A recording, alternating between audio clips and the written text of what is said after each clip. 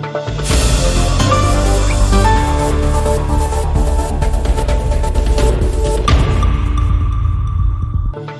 sur Chanel pour la société Haïti, République Dominicaine Info. Protocole une bonne information sur tout ça qui a passé en République Dominicaine et à Haïti dans bon petit marmite.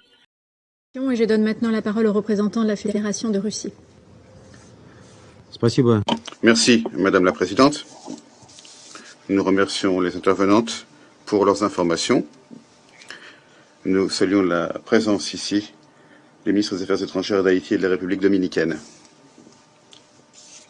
Les nouvelles selon lesquelles la situation à Port-au-Prince est en train de se stabiliser nous inspirent de l'espoir. Néanmoins, tout porte à croire que le pays reste à deux doigts de la catastrophe. Il y a là-bas une véritable guerre des gangs qui, pour la population civile, entraîne des enlèvements, des pillages, des violences. Et chacun a déjà l'habitude de craindre pour sa vie. Le résultat prévisible de cette situation, ce sont des manifestations provoquées par la décision du gouvernement de supprimer les subventions sur le carburant et les désordres à grande échelle qui accompagnent ce phénomène, les appellent à la démission des dirigeants du pays.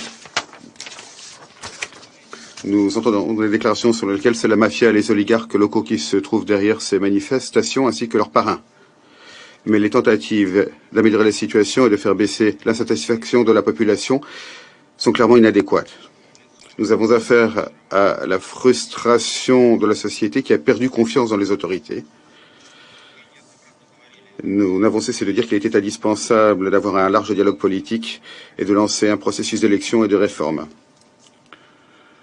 Malheureusement, nous ne voyons aucune action cohérente et ciblée visant au retour d'Haïti sur la voie constitutionnelle et celle du développement.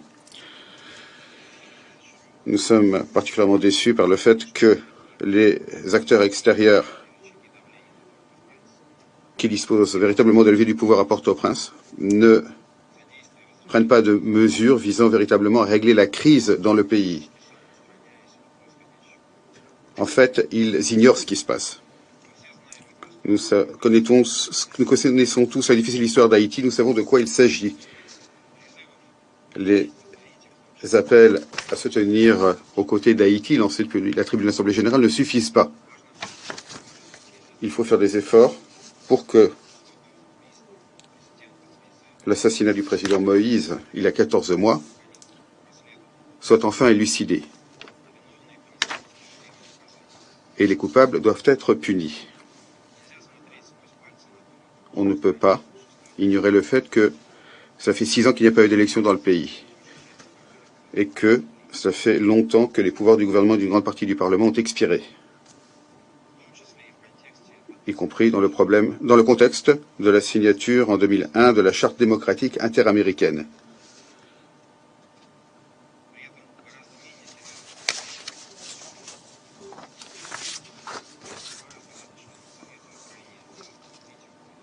Mais des problèmes bien moins graves dans d'autres régions suscitent les critiques et les menaces des membres du Conseil. Je crois que vous devez être honnête et soit appeler un chat, soit reconnaître que vous appliquez le 2 poids 2 mesures concernant différents pays à l'ordre du jour du Conseil.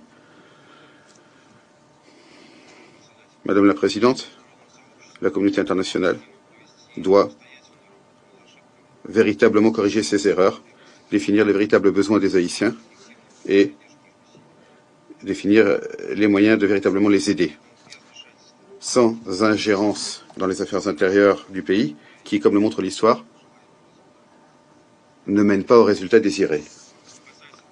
S'agissant le projet d'instauration de sanctions ciblées contre les chefs de gang, nous sommes prêts à l'examiner. Il est indispensable d'interdire aux chefs de gang l'accès au financement et d'empêcher leur déplacement. Mais la question, c'est de savoir dans quelle mesure ces chefs de gang utilisent les comptes étrangers, les voyages à l'étranger. Est-ce que ces sanctions ciblées contre eux permettront vraiment de modifier la véritable situation dans le pays où les chefs de bande se sentent comme chez eux? Il convient d'accorder toute notre attention aux itinéraires du trafic d'armes et des flux financiers illicites. Tant que nous ne stopperons pas la contrebande d'armes, elle continuera à alimenter la spirale de la violence dans ce pays, qui mérite depuis si longtemps la paix et le développement. Je vous remercie de votre attention.